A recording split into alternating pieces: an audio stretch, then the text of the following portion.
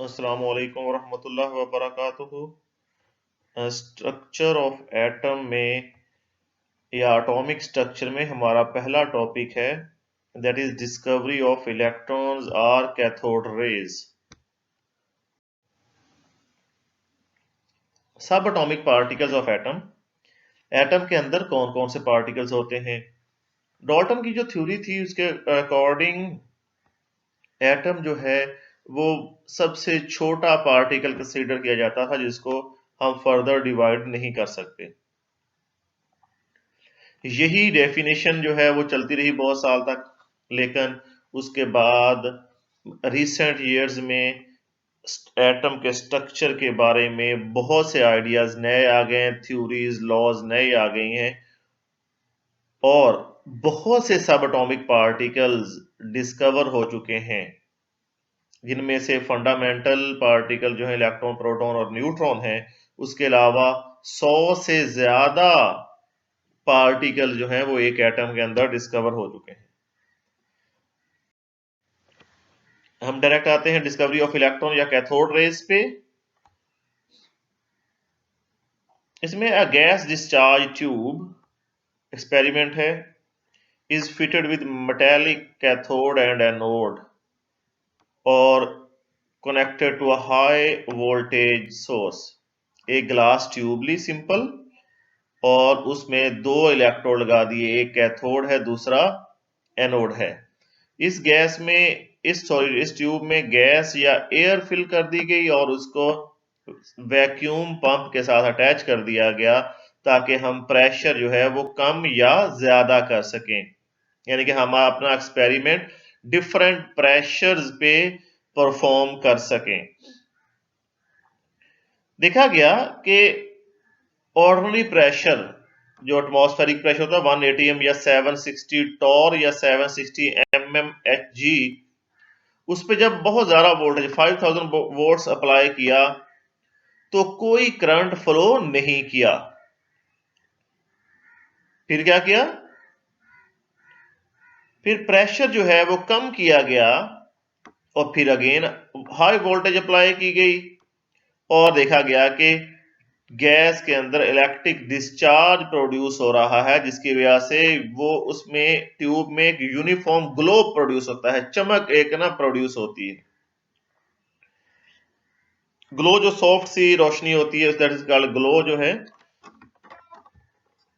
और उसके बाद क्या है, जब प्रेशर को और रिड्यूस करके 0.01 टॉर कर दिया गया और प्रेशर उतना वोल्टेज उतना ही है 5000 वोल्ट अप्लाई किया, वो ग्लो डिसअपियर हो गई और रेज प्रोड्यूस हुई जो कि which creates florescence on glass walls opposite to cathode. Cathode से निकली मुखालफ सिमत में ग्लास शीशे की जो है ट्यूब उस पर टकराएं तो उसमें फ्लोरिसेंस पैदा हुई, चमक पैदा हुई। These rays are called as cathode rays. और कलर जो है ग्लो का या फ्लोरिसेंस का, ये डिपेंड करता है कि उस ग्लास की कंपोजिशन क्या है कि जिससे वो ट्यूब बनी हुई है। फ्लोरिसेंस हम पहले ही बात कर चुके हैं प्रीवियस प्लाज्मा में कि ये जो एनर्जी सेवर या ट्यूबलाइट्स टाइप होती हैं ये फ्लोरिसेंस मटेरियल इनमें काफी हद तक होता है। इसी तरह का मटेरियल जो है, ये आप लोगों ने घड़ियां देखी होंगी, इनफैक्ट घड़ियां या चूड़ियां हैं ऐसी जो अंधेरे में भी ग्लो करती रहती हैं, वो है फास्फोरिस फ्लोरिसेंस और इस तरह का एक फिनोमेना है फास्फोरिसेंस। ठीक, तो दोबारा देखते हैं क्या है कि एक ग्लास डिस्चार्ज ट्यूब है, उसमें कैथोड एनोड है, उसमें गैस फिल की गई है और वैक्यूम पंप है। ये हमारा अपरेटस है।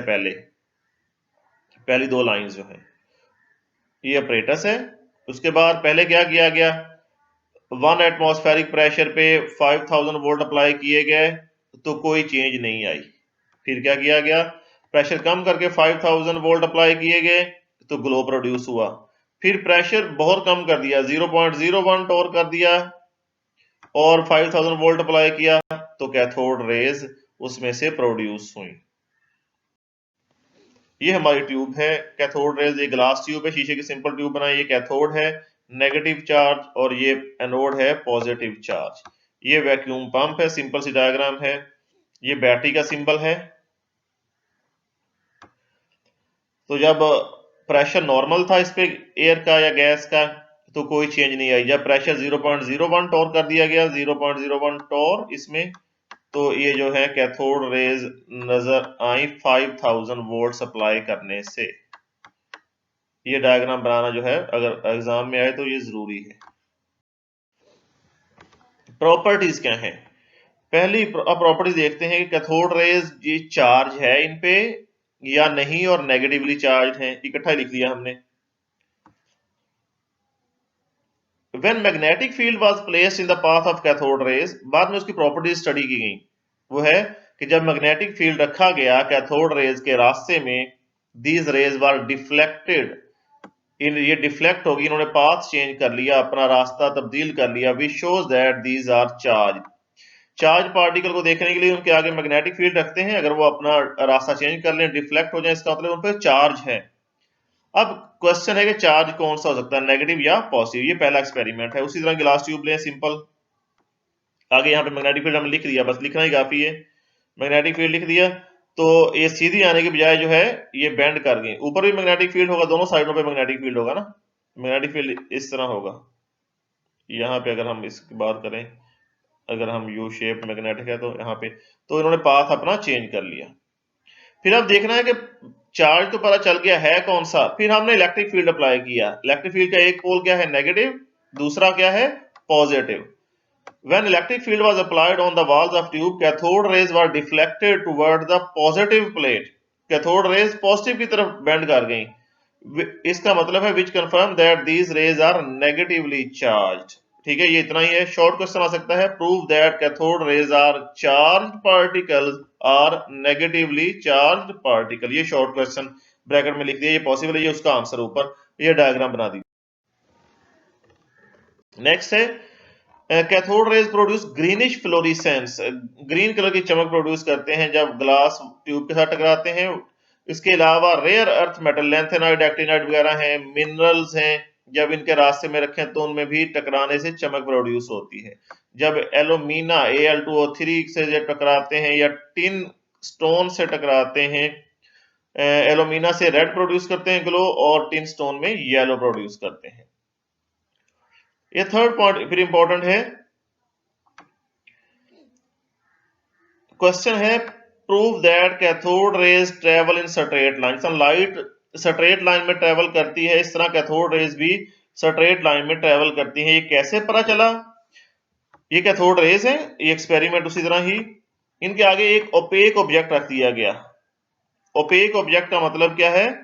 ओपेक ऑब्जेक्ट का मतलब है गैर शफाफ, जिसमें से लाइट पास ना करती हो। जब कैथोड रेज टकराई, इसका ये शेडो बन गया, ये साया बन गया। जिस तरह लाइट है, लाइट का साया बनता है, इसका मतलब पीछे लाइट नहीं होती। तो क्या ये आंसर है, cathode rays cast sharp shadow. Cathode rays एक शेडो प्रोड्यूस करती हैं when an opaque object is placed in their path, जब एक गैर शफाफ ऑब्जेक्ट, कोई भी चीज उसके रास्ते में रखी जाती है। This proves that these rays travel in straight line perpendicular to the surface of cathode। Cathode rays ये है, कैथोड ये है, इसकी परपेंडिकुलर रेज निकलती हैं, 90 डिग्री बना के निकलती हैं। तो ये क्वेश्चन और उसका आंसर है, ये डायग्राम बनानी है। आगे एक और क्वेश्चन है। क्वेश्चन है, prove that cathode rays are material in nature. कि ये रेज है, मटेरियल है, मैस है, इसका मोमेंटम होगा mv, मैस होगा, मूव तो कर रही है लेकिन इसका मैस भी होगा। मैस किसका हो सकता है? कोई चीज मटेरियल हो। हम पढ़ लेते हैं पहले। These rays can drive a small paddle wheel. इसके आगे एक पैडल व्हील, जो जिस तरह बच्चों के खिलौनों के ऊपर होते हैं ना, ये छोटे छोटे पंखे से होते हैं, उस तरह का एक पैडल व्हील रखा जाए तो वो मूव करता है। जब ये रेज पड़ती हैं तो वो मूव करता है। This shows that these rays possess momentum. इससे पता चलता है कि इन रेज का मोमेंटम है। From this observation it is inferred या रिजल्ट मिलता है या कंक्लूजन है, पता चलता है हमें, that cathode rays are not rays. ये रेज नहीं है, इनफैक्ट ये मटेरियल पार्टिकल हैं जिनका मैस भी है और वेलोसिटी भी है। समझने के लिए ये यूं समझे कि जो लाइट है, लाइट मटेरियल इन नेचर नहीं है। अब वो बच्चों के खिलौनों की जिस तरह हमने बात की, उसके ऊपर जितनी मर्जी लाइट, टॉर्च, सूरज की रोशनी, बल्ब की रोशनी गिराते रहे, वो कभी मूव नहीं करता।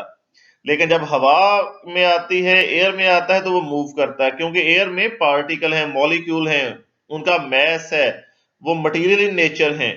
जब वो टकराते हैं उस जो है पैडल व्हील पे, तो वो मूव करता है। तो यहाँ पे भी वही है हिसाब कि जब उस पे कैथोड रेज टकराती हैं तो वो मूव करता है। इसका मतलब है cathode rays basically fast moving material particles हैं।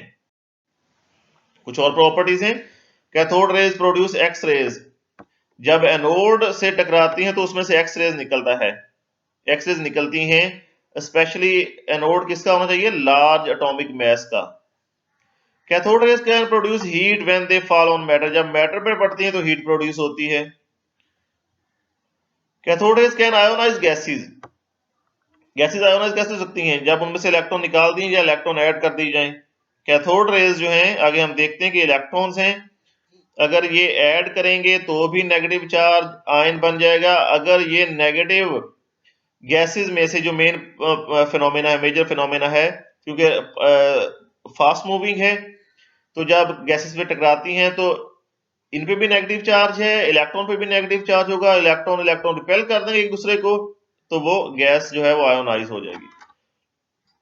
और इसी वजह से हम इसे कहते हैं केमिकल चेंज प्रोड्यूस कर सकते हैं, क्योंकि रिड्यूसिंग इफेक्ट है इनका। Cathode rays can pass through a thin metal foil like aluminium और गोल्ड फॉयल। बारीक मेटल फॉयल, मेटल की बारीक शीट में से पास कर सकती हैं, एल्यूमिनियम या गोल्ड फॉयल हो। E over m, charge to mass, हमें आगे डिटेल में देखेंगे। Value of cathode rays shows that these are simple electrons. Charge to mass जो है इसकी इलेक्ट्रॉन्स के इक्वल है।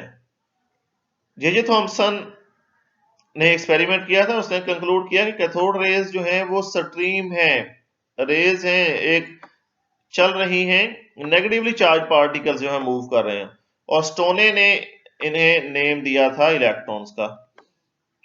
जे Thomson found that charge to mass value is same and it does not, ये मेन चीज है, it does not depend upon the gas और the material of cathode.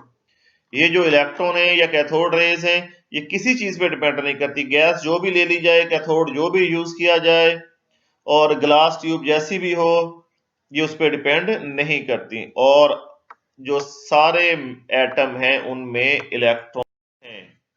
ये है डिस्कवरी ऑफ इलेक्ट्रॉन और कैथोड रेज। अस्सलाम वालेकुम।